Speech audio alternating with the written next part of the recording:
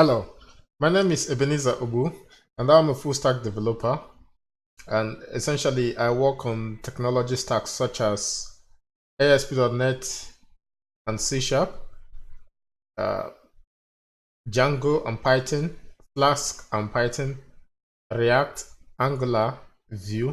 So these are some of the technology stacks I work with. I'm equally very conversant with databases such as MySQL, MS SQL, Postgre, and Oracle.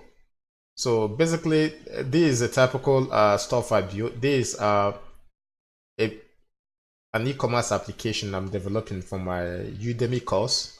So as you can see, I think this is a REST API for the application.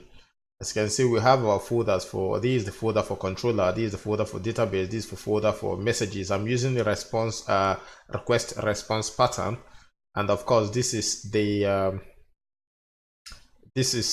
repository folder that contains all my repository. This is the models folder, and these are my services. So this is a REST API. I'm still trying to round off the application, but this is the kind of stuff I build for clients. So yeah, so don't hesitate to contact me if you have any need for someone to work on your project. So thank you. Bye.